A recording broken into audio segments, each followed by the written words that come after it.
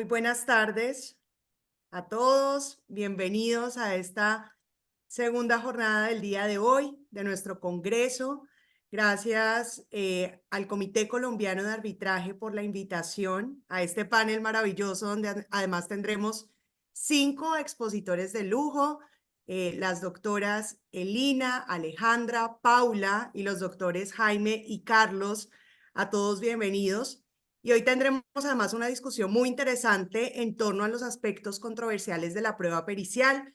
Sabemos que en el proceso arbitral esta es una de las pruebas más importantes y por eso hoy queremos dar una perspectiva tanto en el ámbito nacional como internacional, porque además tenemos esta invitada panelista, Lina, que nos acompaña el día de hoy. Y además vamos a abordar básicamente 3 ejes temáticos en torno precisamente a la prueba pericial. Vamos a hablar sobre la preparación de la prueba, vamos a hablar sobre la solicitud y decreto de la prueba y vamos a hablar sobre la práctica y contradicción de la prueba. A partir de estos 3 ejes temáticos, vamos a plantear 5 temas gruesos que hemos considerado relevantes para abordar esta temática y cada uno de nuestros panelistas va a desarrollar principalmente uno de estos temas, pero además vamos a tener una dinámica en el panel y es que una vez hecha la intervención por uno de nuestros panelistas, los demás pueden adicionar, pueden complementar o pueden criticar la respuesta dada por uno de ellos. ¿Listo? Entonces vamos a arrancar con este primer eje temático que es fundamental cuando pensamos precisamente en la prueba pericial y es la preparación de la prueba. Entonces acá, doctor Jaime, gracias por acompañarnos y pues quiero preguntarle precisamente cómo debería ser el perfil de ese perito, cómo debemos de alguna manera prepararnos los equipos jurídicos para decir, bueno, vamos a tener este perfil, preferimos quizá un perito que escriba mejor o un perito que sea un buen orador. Entonces, ¿cuáles son esos tips, esas recomendaciones a la hora de escoger un buen perito para nuestra prueba pericial? Doctor Jaime, adelante. Gracias, Juliana. ¿Me escuchan bien? Hemos tenido unos problemas de conexión, entonces quiero preguntarles en primer lugar si me están escuchando bien. Perfecto. Muchas gracias. En primer lugar, quiero empezar agradeciendo al Comité Colombiano de Arbitraje y a su presidente, el doctor Juan Pablo Cárdenas, esta gentil invitación para participar en este congreso. Y también para mí es un honor y un gusto poder compartir el panel con la doctora Paula Bejarano, con la doctora Elina, con el doctor Carlos Mallorca y por supuesto con nuestra querida moderadora, la doctora Juliana Giraldo. Entrando en materia, cuando le dicen a uno, bueno, ¿cómo podemos preparar un dictamen pericial? A mí se me ocurre que lo primero que uno debe tener en cuenta es cuál es la estrategia que vamos a tener frente a un determinado conflicto. No decir, como tenemos que tener un dictamen pericial por tener un dictamen pericial, como en algunas ocasiones es, ¿y para qué pierdo un dictamen pericial? Y en ese sentido yo creo que cuando se piensa en un dictamen pericial uno debe tener como hacer como un mapeo, cómo y por qué surgió el conflicto, cómo y por qué evolucionó el conflicto, qué elementos son los que constituyen ese conflicto, qué se puede hacer con el conflicto, cuáles son las partes del contrato, cuáles son sus debilidades, cuáles son sus fortalezas.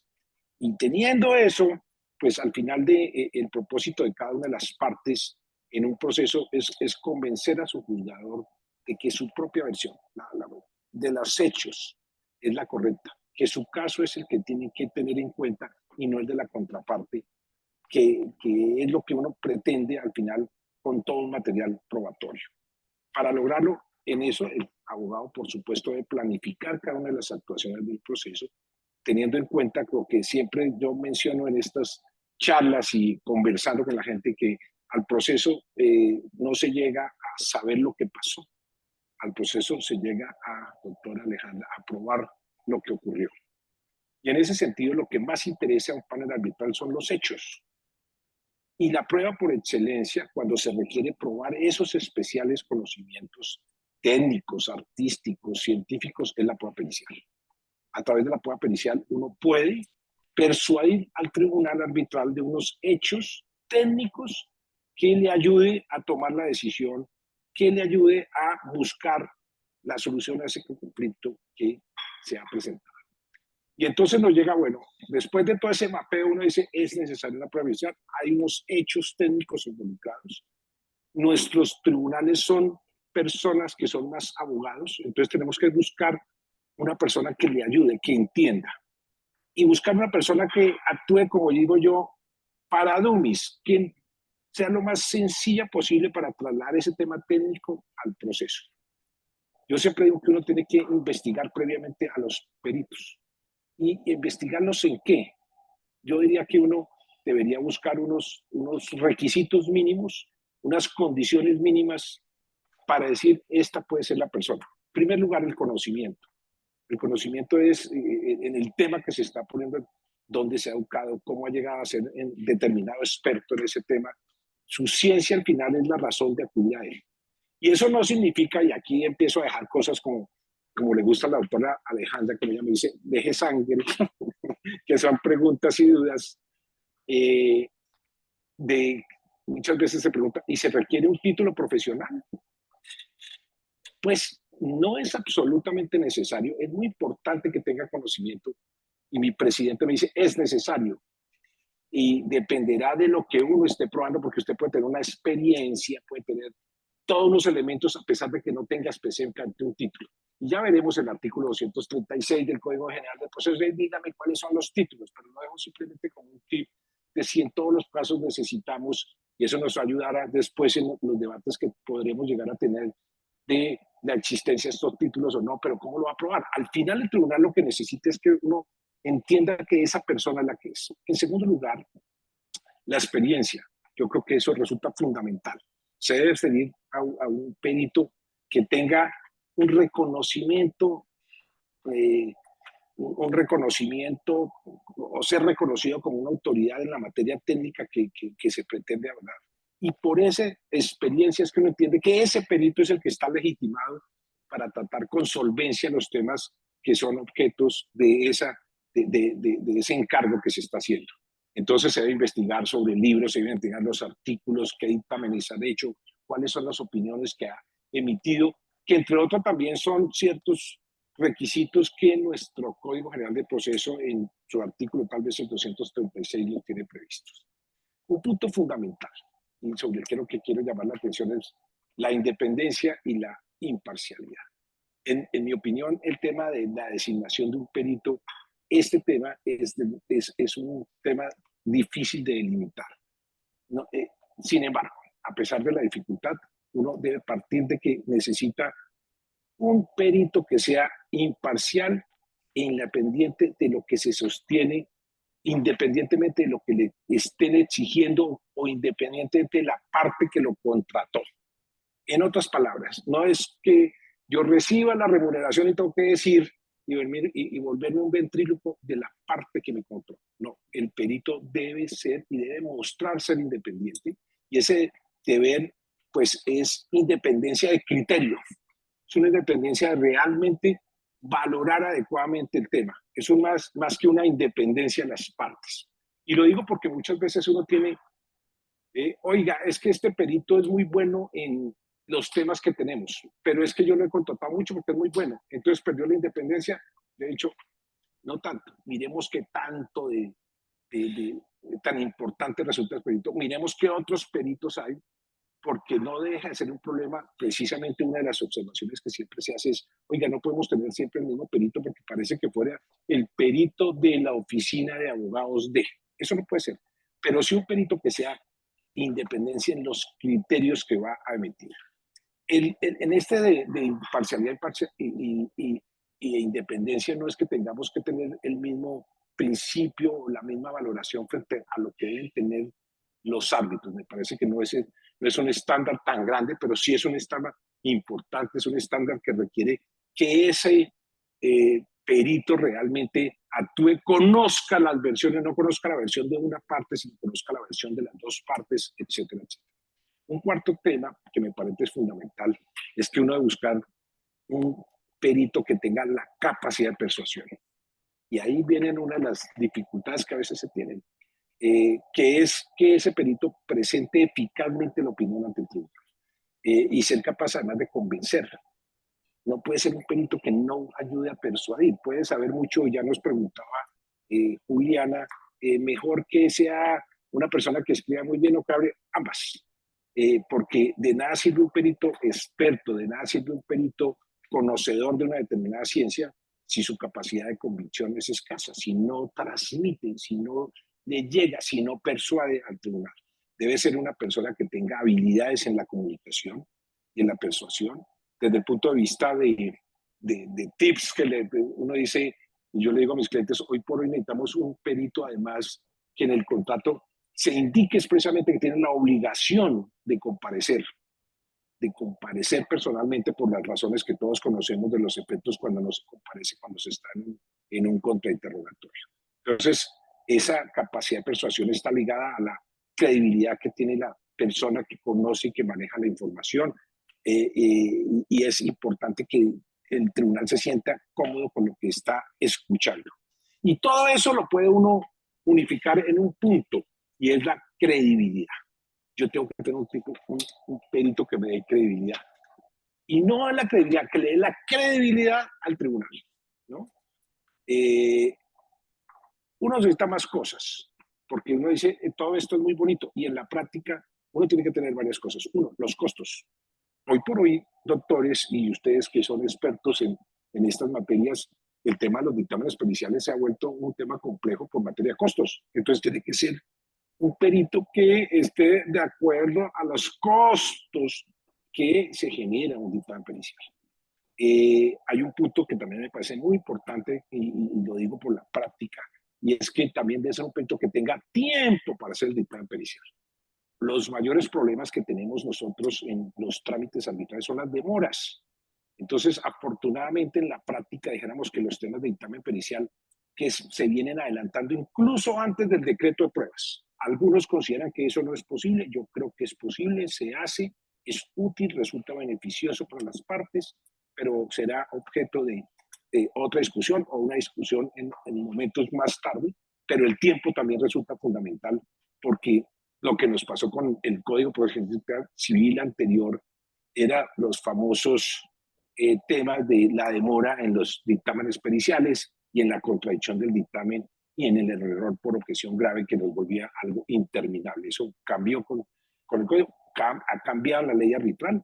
Hay una discusión que yo no la voy a tocar aquí, que se dio en su oportunidad y era si los peritos deben ser de parte, si los peritos pueden ser ordenados por el tribunal o si los peritos únicamente pueden ser ordenados por el tribunal. Mi opinión es que el dictamen pericial hoy, como están las cosas, puede ser pedido de parte, es lo ideal, que la propia parte lleve su prueba pericial, sin perjuicio de que pueda solicitar al tribunal que decrete los tribunales arbitrales y con una interpretación que se ha dado al artículo 31 de la ley 256, es perfectamente posible que el tribunal también decrete un dictamen pericial, y hay que ver más o menos las mismas circunstancias que he mencionado. ¿Cómo estoy de tiempo para mencionar algunos aspectos prácticos, Juliana? Yo creo que ya se nos está acabando un poquito. Si quiere, Entonces, 2 minutos, en 2 minutos. Preguntas que siempre aquí las anoté. ¿Un solo perito o un grupo de peritos? Depende del tema que se esté probando. Si el aspecto artístico, si el tipo científico, técnico, involucra varias actividades, la recomendación práctica es que sea una firma que rinde el dictamen con un único dictamen pericial. Y eso tiene, en mi opinión, dos ventajas. Uno, el dictamen va a ser coherente, no una cosa la toda técnica y otra cosa la evaluación. Si uno lo puede manejar conjuntamente es mucho mejor. Y en segundo lugar, el tema de la contradicción del dictamen, que evita un inconveniente que a veces se puede presentar por alguna razón, alguna de las partes no pueda comparecer a rendir el dictamen y lo pueda manejar. Y entonces las firmas en eso resultan muy convenientes. No hay que olvidar que hay el Código General del Proceso que aplica por remisión expresa a la ley arbitral. Solamente frente a un hecho se puede pedir un dictamen pericial y no muchos dictámenes periciales. Ya hablamos de que en la selección resulta que es necesario que sea buen orador y buen escritor. Ambos son necesarios y no uno de los dos. Por el otro lado, también como aspectos prácticos, hay que insistir en el tema de la contradicción. No se puede tener un perito que no asista a la audiencia por los efectos que ello produce. Con eso, Julián, damos un primer paso para que podamos seguir hablando del tema y la discusión según nos lo han planteado. Muchas gracias.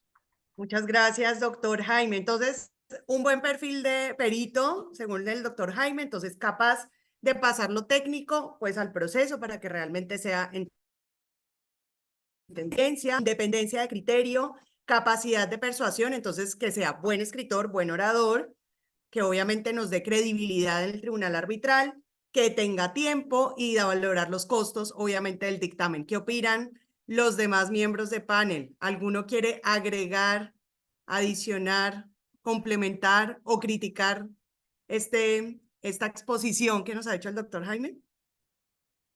Entonces abrimos micrófonos acá a nuestros copanelistas. ¿O estamos de acuerdo, doctor Carlos? Pues yo me reservo en la pregunta que tengo a cargo mío, pues en primer lugar quiero agradecer la invitación al Comité Colombiano de Arbitraje, al doctor Juan Pablo Cárdenas, a la Junta Directiva de tan importante organización. Así mismo comparto el honor de estar en este panel con pues personas a quienes admiro y respeto. Yo simplemente quisiera hablar, o no sé si alguien no tiene nada más que decir, pues como para que pasáramos a la pregunta que hablaba sobre, o que tengo pues en principio como para responder sobre la fundamentación o los anexos que se deben aportar con el dictamen. No sé si alguien no tiene nada que manifestar porque tiene algo que ver con lo que decía ahorita el doctor Jaime. Yo mismo tengo que aquí pedir la palabra. Mismo se va a complementar. No, hay un tema que alguna vez evaluamos y que yo creo que vale la pena tener en cuenta y es, bueno, ¿y es un perito nacional o un perito internacional? Y aquí nos puede ayudar mucho el INA. En virtud de nuestro Registro Nacional de Evaluadores que estableció tal vez la ley 1673 de 2013, en el sentido de que en esa ley se exige, ya lo habíamos hablado con el INA, que todos los evaluadores en un sentido muy amplio del término estén registrados en el Registro Nacional de Evaluadores y que quien no lo haga, establece la ley, no puede ejercer esa función y que no se puede permitir encubrir el ejercicio ilegal de la actividad. Entonces a veces sale el problema, bueno, cuando yo voy a seleccionar, y seguramente Paula también tiene mucha experiencia en todos estos arbitrajes, cuando yo voy a seleccionar en un arbitraje internacional no tengo ningún inconveniente, no tengo, pues puedo comprar la persona que sea, está dentro. Pero cuando estamos en un arbitraje nacional y me aplica la ley que les estoy mencionando y no consigo un perito en Colombia, no existe, es muy difícil, o los pocos peritos que hay ya están comprometidos, ya lo que hablamos de independencia no sea, ¿puedo nombrar un perito internacional? La respuesta es sí, pero tiene un inconveniente grave si requiere ese registro nacional de evaluadores o no por los efectos que se establecen en la ley. Mi recomendación, y lo hemos hecho, es, hombre, si esos evaluadores extranjeros están domiciliados en Colombia, es necesario inscribirse, y tal vez el propio artículo 12 lo establece y hay que ver los tratados que haya tenido Colombia con otros países para esos efectos. Pero si son peritos que no están domiciliados en Colombia, que son extranjeros, pues la recomendación hasta donde sea posible es inscribirse. Hay unos requisitos y hay que hacer unos pagos. Hay que evitar ese inconveniente que no surge, pero también es otro tema que, como le gusta a la autora, aquí Alejandra, que está a mi lado, le gusta dejar en el terreno y eso es lo que se me olvidó mencionar. Excúseme. Muchas gracias, doctor Jaime. Muy interesante esa aclaración y esa complementación a su respuesta. Y ya tenemos dos de nuestras panelistas acá animadas en participar. Doctora Paula, adelante. Bueno, frente a lo que acaba de mencionar Jaime sobre la obligación y la necesidad que se tienen los peritos, perdón, estoy un poquito afectada, sobre los peritos en el Registro Nacional de Evaluadores, yo creo que es muy importante que tengamos en cuenta que pues, el perito es un experto y puede ser cualquier tipo de experto, sobre una ciencia, sobre un arte, sobre cualquier cosa, así lo establece el Código General del Proceso. El Registro Nacional de Evaluadores es obligatorio únicamente cuando se van a hacer evaluaciones de activos y de perjuicios y de daños. Así lo establece el código, la norma de los evaluadores. Entonces también creo que debemos ser menos alarmistas, porque además se me alarma mucho la gente cada vez que uno habla, es que necesitamos un perito que esté registrado en el, código, en el Registro Nacional de Evaluadores, y si es extranjero, hay que tener muy claro que es únicamente si se va a hacer una evaluación. Si no se va a hacer una evaluación, si yo lo que necesito es un perito experto en fundaciones, en suelos, en cosas de estas que no tienen ningún tipo de valoración económica o de un intangible, pues perfectamente puede ser cualquier persona que tenga, por supuesto, la idoneidad, la acreditación y todo lo que Jaime ya nos mencionó anteriormente. Pero si vamos a usar un perito para que nos haga una evaluación de daños específicamente, pues ahí sí, desafortunadamente, si estamos en el arbitraje nacional, vamos a tener que correr con esa suerte y nos va a tocar buscar a alguien si nos parece que los peritos nacionales o independientes no son suficientes y queremos buscar una firma internacional y traemos un equipo de Miami o una cosa muy sofisticada, decirle pues a ese equipo que la persona que vaya a presentar su dictamen en un arbitraje doméstico, nacional, tiene que tener ese registro. Eso sería lo único que quisiera como puntualizar, porque pues así, dicho nomás, puede salir todo el mundo corriendo muerto el susto a decir que si necesito un curador de arte para que determine la idoneidad de una obra que está siendo objeto de un litigio, no su valor, sino su, no sé, autenticidad, por ejemplo. Pues por supuesto no, pues no va a tener que necesitar ese registro. Muchas gracias, doctora, por esa claridad, y eso me da paso para ir con el segundo tema, que creo que tiene que ver, doctor Carlos, si le parece, y ahí conectamos un tema sobre el cual queremos conversar con usted, y es precisamente, ya cuando escogemos ese perito, entonces vamos a hacer la solicitud de la prueba, ¿qué aspectos formales y sustanciales del dictamen deberíamos aportar? ¿Cómo debería ser el contenido? ¿Qué debemos hacer y qué no debemos hacer a la hora de presentar el dictamen pericial? Doctor Carlos. Muchas gracias, doctora Juliana. Como les decía, y retomando un poco y el por qué les anunciaba que tenía que ver con mi pregunta, lo que quería simplemente poner a su consideración respecto de lo que indicaba el doctor Jaime, es que él hablaba mucho de que lo importante era la credibilidad del perito. Y también él manifestaba que en principio él no consideraba necesario que el perito tuviera de alguna manera una acreditación del ejercicio de una determinada profesión o unos estudios. Si recordamos, y obviamente la idea es no repetir acá el artículo 126 del Código General del Proceso, en ese tema específico, y más aún teniendo en cuenta que uno de los asuntos que se va o que va a ser objeto de la audiencia de contradicción es la idoneidad del perito, pues sí, el numeral tercero del artículo 226 establece que deberán anexarse los documentos idóneos que lo habilitan para su ejercicio. Los títulos académicos y los documentos que certifican la respectiva experiencia profesional, técnica o artística. Obviamente, uno podría decir que si es un tema artístico, como mencionaba hace un momento la doctora Paula, pero si son temas profesionales, uno encontraría la necesidad de acreditar esos títulos. Ahí viene el problema también y la diferencia que podría tenerse entre un arbitraje nacional y un arbitraje internacional. Precisamente lo que mencionaba ahorita la doctora Paula frente a la necesidad de acreditar el registro o estar registrado en el Registro Nacional, inscrito en el Registro Nacional de Evaluadores, pues este tema creo que ya debe superarse porque hay como una paranoia de que todo perito en principio que tenga que ver con perjuicios pues debe estar inscrito como tal. Yo he visto que incluso cuando se inscriben las firmas internacionales o rinden esos dictámenes periciales a cargo de varios expertos, varios peritos, lo que se hace es que esas firmas están utilizando o están registrando esas personas para evitar ese tipo de discusiones, porque incluso no es solo la discusión de si debe estar o no registrado en el Registro Nacional de Evaluadores, sino también recuerden que ese registro establece una serie de categorías. Entonces, las discusiones que muchas veces se han tenido es si esa persona resulta idónea para realizar esa valoración, esa evaluación o ese avalúo, perdón, dependiendo de la categoría o si está bien o está mal inscrito, si tiene la acreditada esa idoneidad para rendir como tal ese dictamen pericial. Recuerden pues que hay otros requisitos, tenemos muy poco tiempo, pero pues por ejemplo que la lista de publicaciones relacionadas con la materia de peritaje, la lista de casos en los que ha participado, pero venimos ya como en la parte práctica, lo que hemos visto que se pronuncia o se genera ciertas diferencias o complejidades al momento de recibir este tipo de pruebas.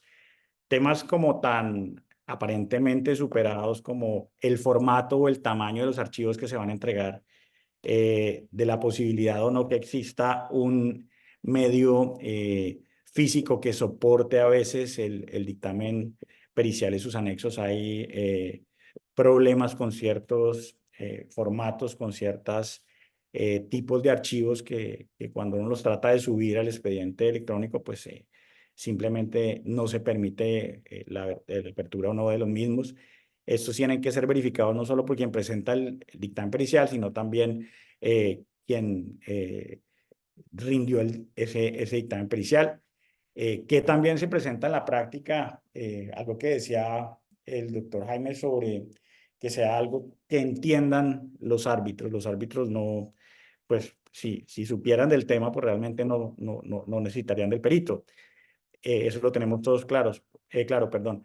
Pero muchas veces uno encuentra que hay dictámenes periciales que tienen o requieren un software especial que en algún caso me dijeron que tocaba adquirirlo, no había un freeware de ese software y más o menos costaba $80,000 poder comprar el software para poder abrir el dictamen pericial, cosa que pues no creo que a ninguna persona o alguna parte se lo aconsejo. Que encuentro también en la práctica, a veces con ciertos peritos que no entienden qué es lo que están haciendo y por ejemplo las tablas de Excel no permiten o tienen restricciones, o en lugar de aportar la tabla de Excel en su medio original, pues simplemente aportan esa tabla de Excel en un PDF, cosa que pues no tiene ningún tipo de utilidad para el tribunal.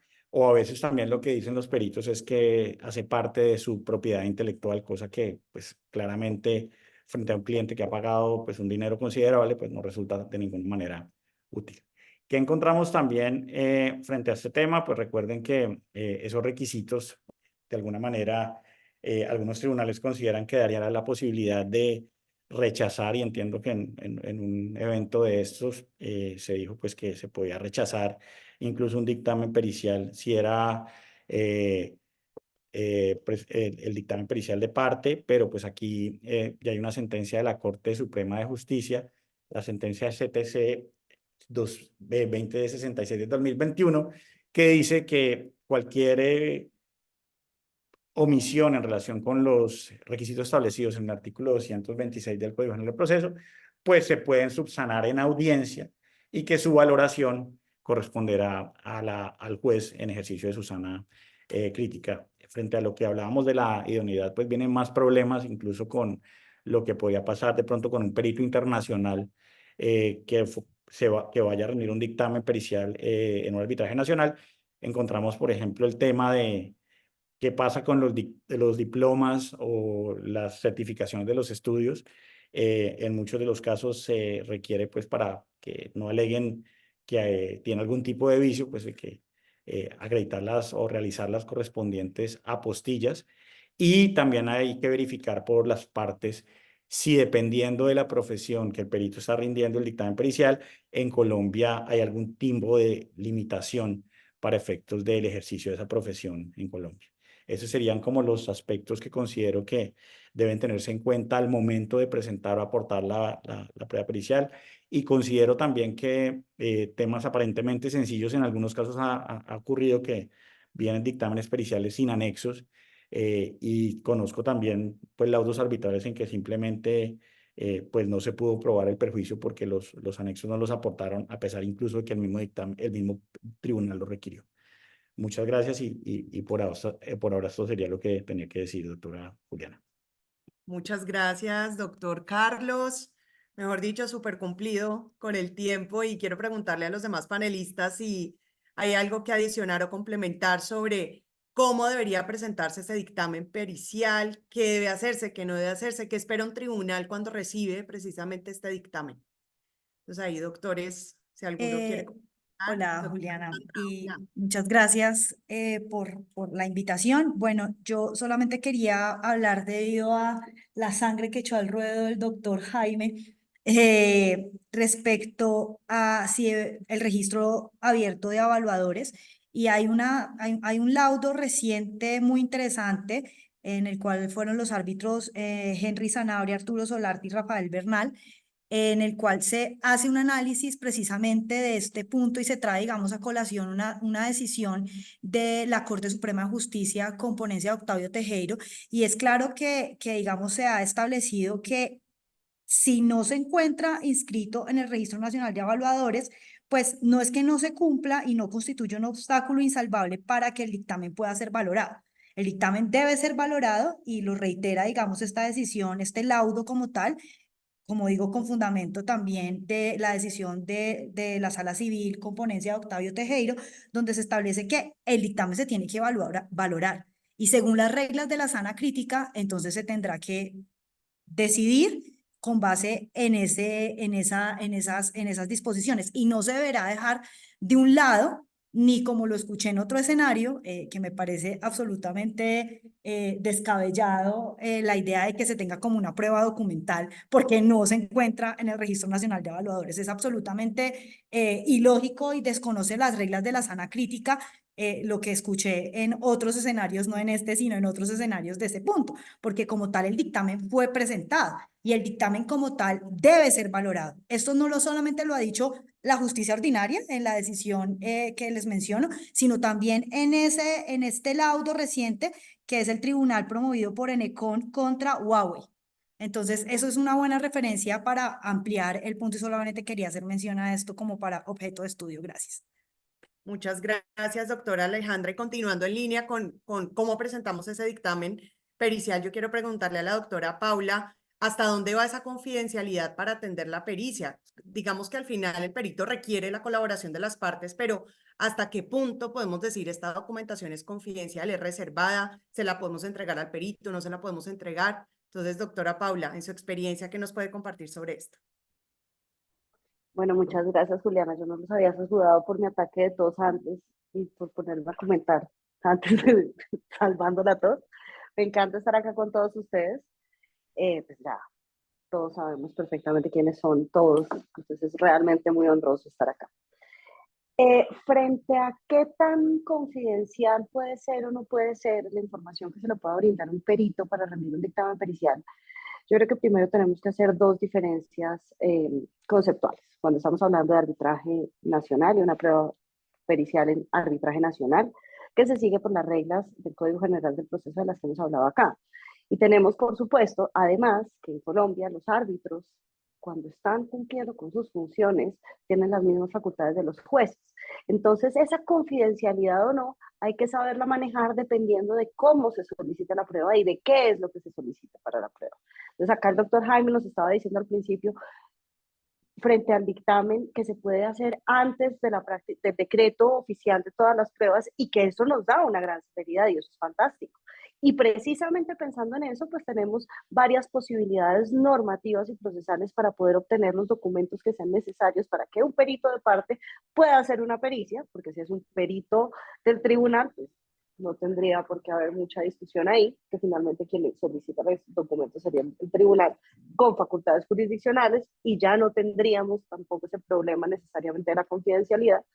Pero si es un perito de parte, tendríamos dos posibilidades. Nosotros tenemos la posibilidad de solicitar a la contraparte que aporte los documentos que se encuentran en su poder cuando no los tengamos, y eso está perfectamente válido. Si la contraparte no lo hace, pues ahí tenemos unas consecuencias de cargas procesales y de lealtad y colaboración que debe haber. Tenemos también la posibilidad de hacer una exhibición de documentos. Y ahí tenemos, además, nosotros esa hermosa mezcla de hacer la prueba como mejor nos convenga y para lo que esperamos. Puede ser una exhibición de documentos con intervención de peritos, o puede ser solamente una exhibición de documentos, o puede ser una solicitud de una prueba pericial solicitándole al tribunal que requiera la parte para que le dé la colaboración necesaria al perito para que consiga la información que está en su poder para resolver la pericia. Ahí entramos en unas zonas grises que son complejas, que por supuesto obligarían a los árbitros en el arbitraje nacional a hacer un análisis más profundo o no del comportamiento de las partes en cuanto a si fueron leales, si colaboraron, si obraron de buena fe durante un trámite. Pero también porque sí tenemos un real vacío frente a si lo solicitamos como una prueba pericial con colaboración. Porque ahí, pues el código no nos dice nada. No tenemos una norma, una sanción, no tenemos absolutamente nada. Más allá de esa valoración que puedan hacer los árbitros y que pueda llegar a tener repercusión en la condena en costas eventualmente. Pero pues no la tenemos. En cambio, si lo que hacemos es pedir una exhibición judicial, una exhibición de documentos con intervención judicial y perito, pues ahí perfectamente sí podemos tener el indicio grave en contra de por no presentar o no presentar la información. Es muy importante, por supuesto, y nosotros tenemos unas reglas de confidencialidad y legales de confidencialidad. Lo que pasa es que frente a un proceso judicial, pues esa confidencialidad, pues hasta dónde se puede estar o no estar. Y entonces tenemos que justificar, y tendría que justificar la parte que se niega a presentar una información específica, que su información efectivamente está amparada en las reglas de confidencialidad que legalmente tenemos en Colombia. Esto, y ahora pasándonos ya al arbitraje internacional, pues podría ser relativamente similar. En arbitraje internacional, pues tenemos a los peritos, les pedimos a los peritos la colaboración y demás, pero en arbitraje internacional tenemos las reglas de la IVA, y en las reglas de la IVA, afortunadamente, ese vacío que ya les había mencionado que nosotros tenemos en arbitraje nacional frente a la ausencia de ese deber de colaboración, se va a ver como una inferencia negativa contra la parte que no logra justificar o hacer una objeción debidamente fundada y justificada que obligue, que haga que sea evidente que no quiere mostrar un documento porque no se cumplió con esa confidencialidad. ¿Por qué? Porque cuando yo solicito una exhibición de documentos o que se le entreguen unos documentos a un perito para hacer un dictamen, la parte a la que se le está requiriendo esa información puede perfectamente objetar esa exhibición o esa producción documental o ese traslado de información al perito. Y esa objeción tiene que estar, pues, por supuesto, con unas reglas específicas de por qué es confidencial o no es confidencial, si eso va a generar un problema en el mercado, si es una información específica, en fin. No vamos a entrar en esos detalles, porque yo creo que allí todos son abogados y todos saben exactamente de qué se trata la confidencialidad. Entonces, esas objeciones se tienen que presentar. La contraparte justificará o no y llegará a un punto que desafortunadamente no es el más agradable, pero es al que se llega normalmente en una contienda, y es que tengan que ser los árbitros los que tengan que determinar si en efecto esa confidencialidad y esa reserva que se está exigiendo es válida o no, o en su defecto.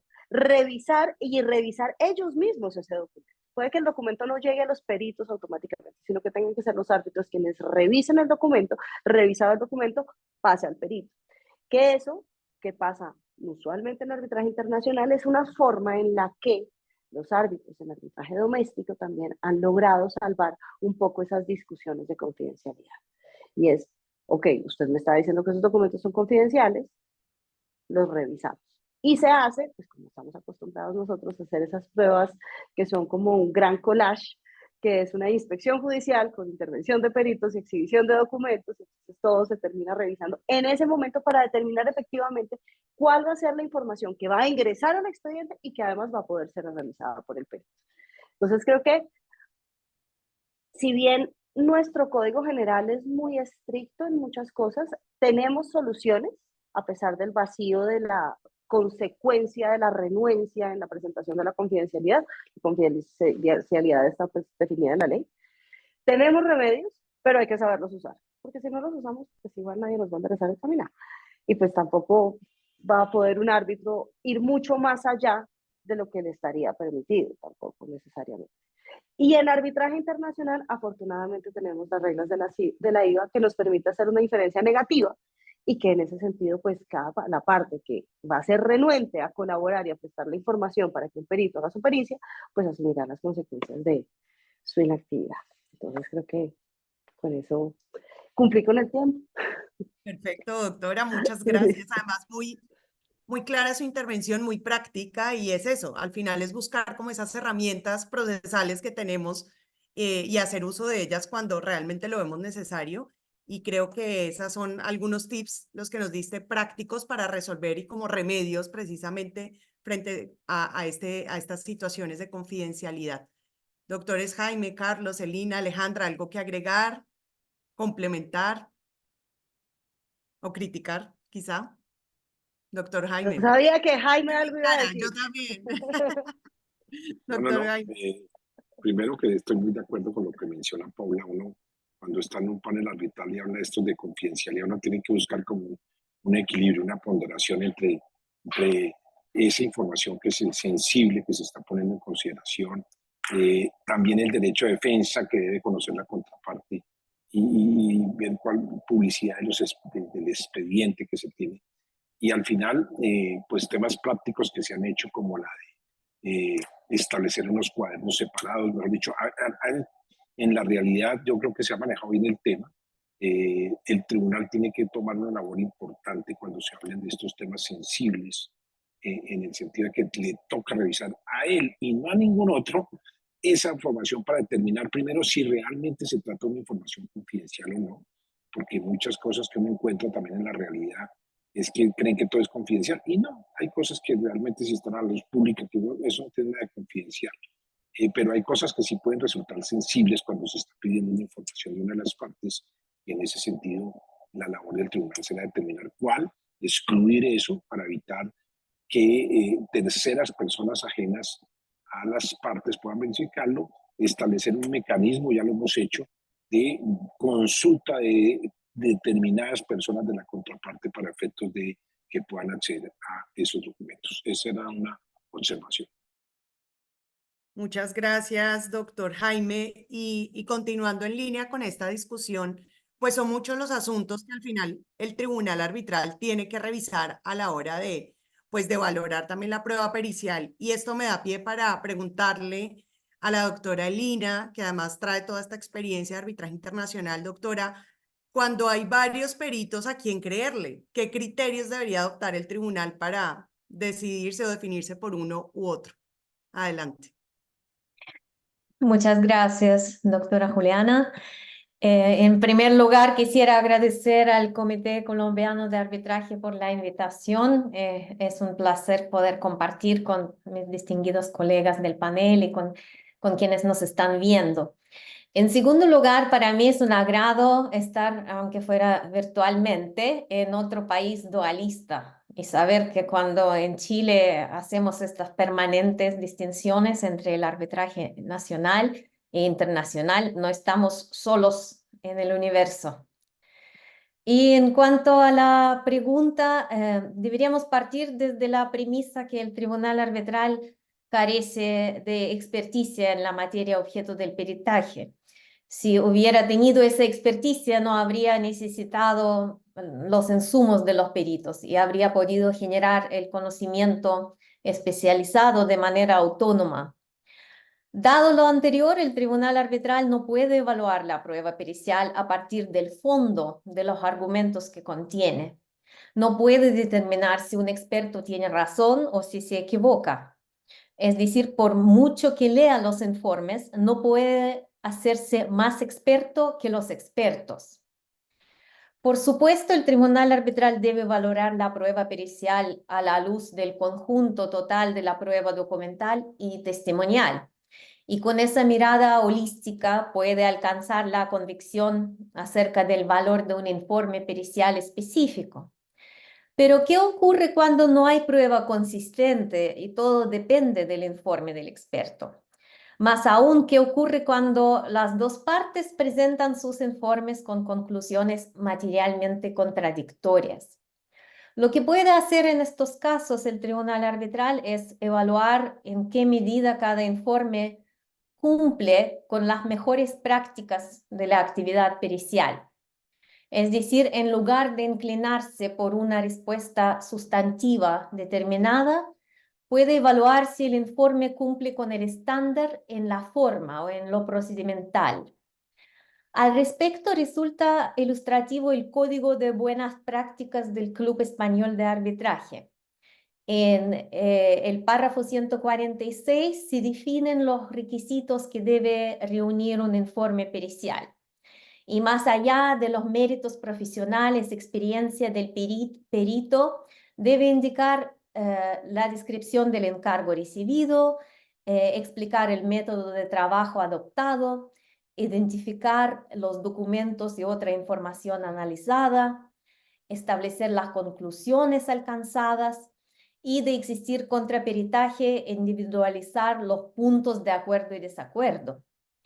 El informe, el código va tan lejos como exigir a los peritos especificar si en oportunidades anteriores han tomado una postura contraria a aquella que sustentan en el informe en cuestión, deben justificar por qué han cambiado de postura, algo que sería muy difícil para los peritos con décadas de experiencia tener que justificar todas las fluctuaciones en sus opiniones.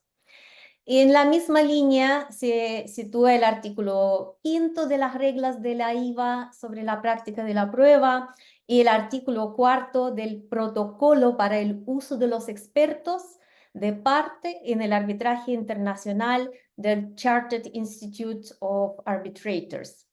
Este último instrumento agrega algo más específico aún. Requiere a los peritos identificar los hechos, materias y documentos, incluyendo hechos presuntos u otras suposiciones que consideraron para llegar a su opinión y en los que sustentaron su opinión.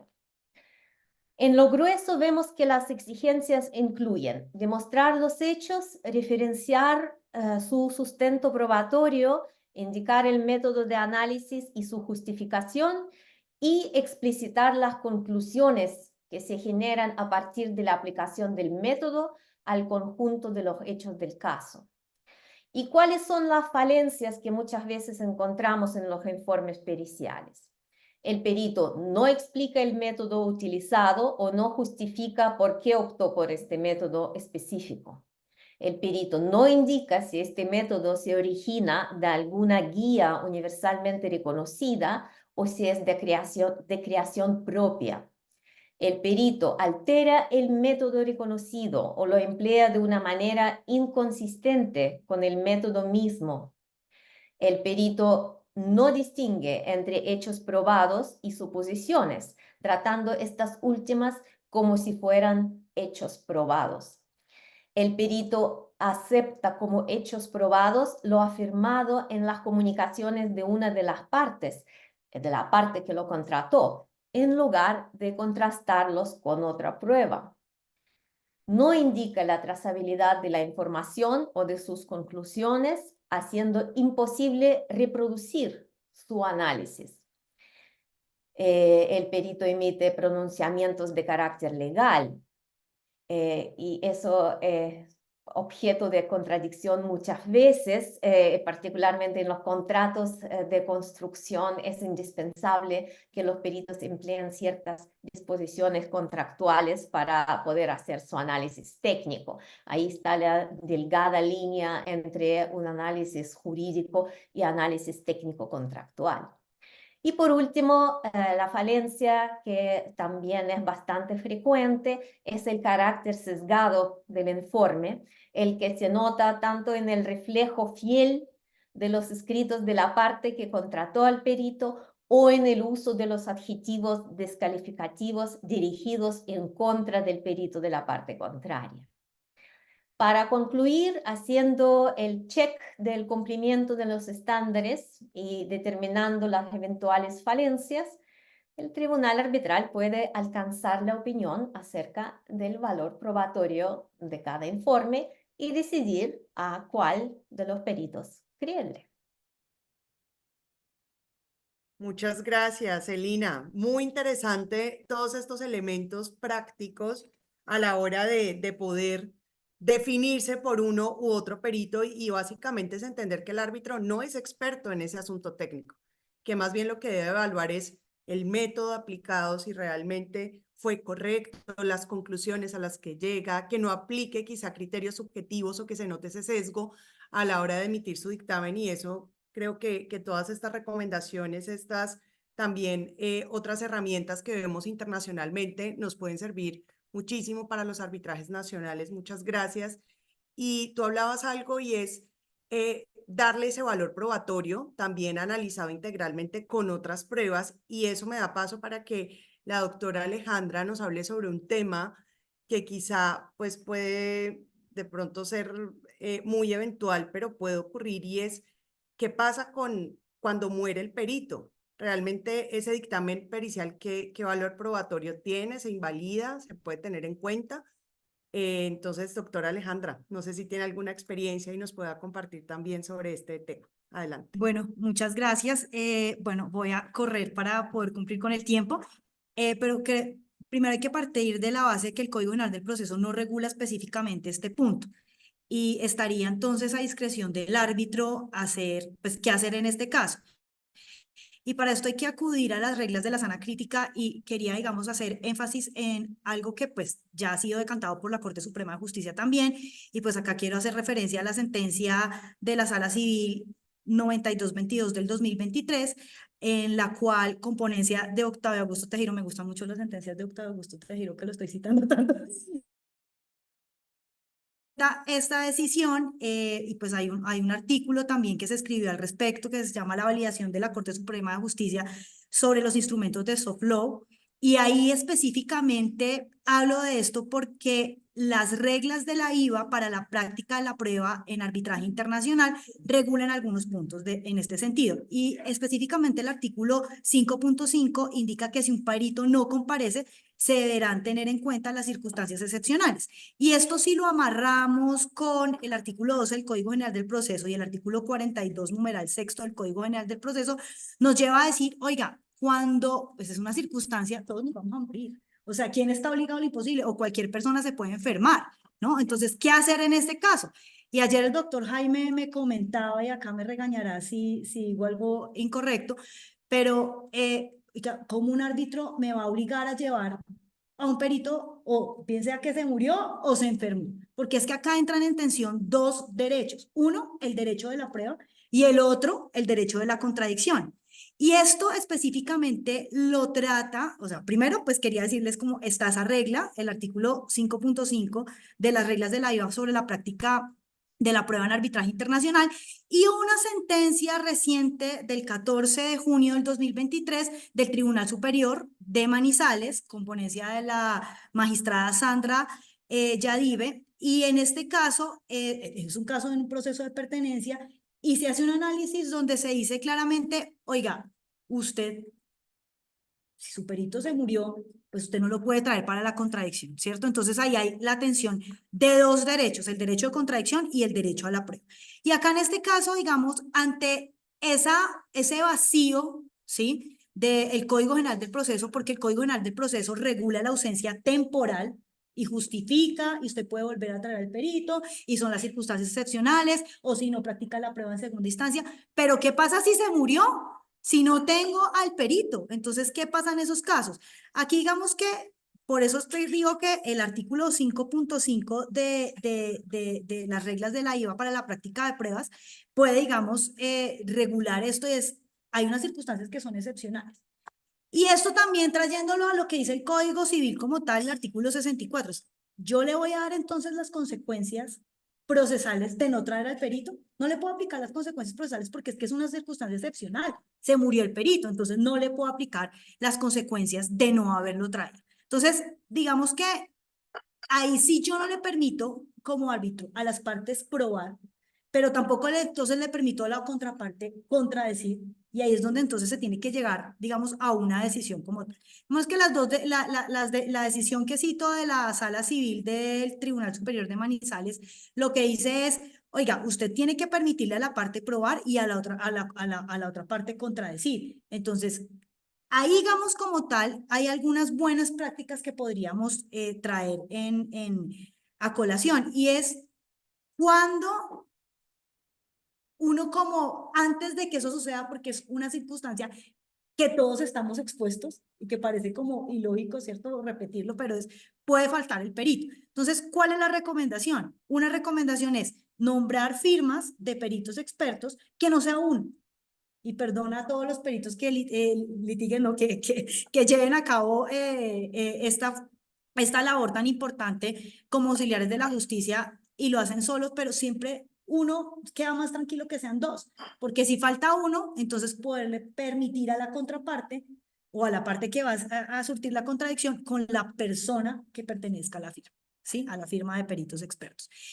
Y de pronto, como hacen el arbitraje, entonces un perito principal y un perito suplente. Esa podría ser una posibilidad. Y otra buena práctica sería señalar en el mismo dictamen pericial, porque a veces uno tiene una firma de peritos, pero resulta que el perito A hizo tal parte, el perito B hizo tal otra, y creo que en arbitraje internacional se le obliga a las partes señalar qué perito hizo cada una de las experticias, cada una de las conclusiones que dice el dictamen pericial, y eso me parece, digamos, una buena solución. Pero más allá de todo, digamos, y para no extenderme en el tiempo que me ha sido encomendado, yo quería simplemente como dar estas recomendaciones y al final, digamos, del Congreso hemos decidido en la organización poderles compartir algunas de las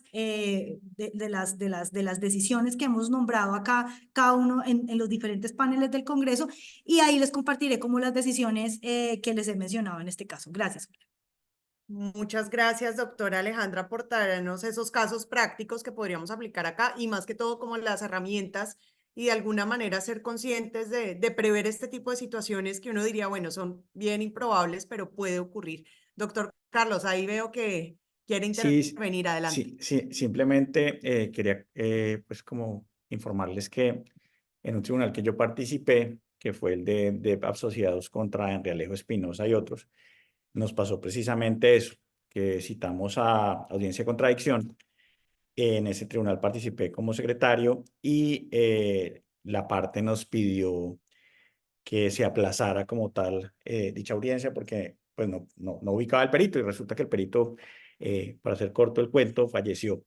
¿Qué fue lo que hizo el tribunal? Pues aplicando un poco todos los principios que mencionaba ahorita la doctora Alejandra, se decretó, porque pues no podíamos dejar a la parte sin prueba y pues también había un derecho de probar de esa parte que no se podía afectar pues por la muerte de un hecho como la muerte de uno de los peritos. Simplemente se designó otro perito que la misma, se le dio la oportunidad a la parte que designara otro perito porque era un dictamen de parte, y ese perito lo que hizo fue de alguna manera ratificar el contenido del mismo.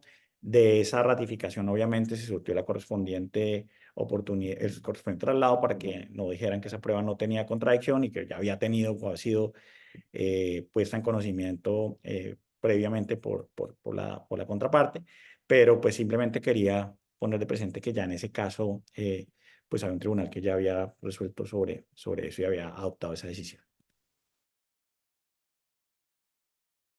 Muchas gracias, doctor Carlos. Cosas que uno pensaría que no, pues es difícil que pasen, pero ocurrió. Doctor Jaime, ¿alguna experiencia adicional? Sí, yo también he tenido experiencias relacionadas con ese tema. Y lo primero que tiene que pensar es que hay que defender el derecho a la prueba y el derecho a la contradicción. Ninguno de los dos vale que el otro. Ambos tienen una importancia fundamental, de tal manera que en circunstancias que se han presentado lo que hay que hacer es volver a iniciar la prueba. Claro, el problema que tenemos en los temas arbitrales son los temas de tiempo. Ya también había mencionado que muchas veces eso toma su tiempo, pero hay que buscar prórroga, hay que buscar. Yo he tenido la decisión en contrario de que personas graves no han sido admitidas y simplemente no se tiene en cuenta esa prueba. Razón que queda uno como, bueno, veamos a ver cómo podemos, actuando ahí, modificar o cómo puede uno probar lo que se te está uno quedando, pero cuando estamos hablando de dictámenes periciales es una prueba fundamental, entonces genera esos inconvenientes, pero he tenido las dos opciones y a mí me parece que como panel arbitral es necesario garantizar ese doble derecho. Muchas gracias. Muchas gracias, doctor Jaime. Y bueno, de esta manera culminamos nuestro panel sobre prueba pericial. Doctor Juan Pablo, creo que cumplimos con el tiempo asignado. Muchas gracias a nuestros panelistas por esta interesante discusión, tanto desde la perspectiva nacional como internacional. Gracias a todos también por su atención. Nos vemos. Gracias. Gracias a todos. Saludos.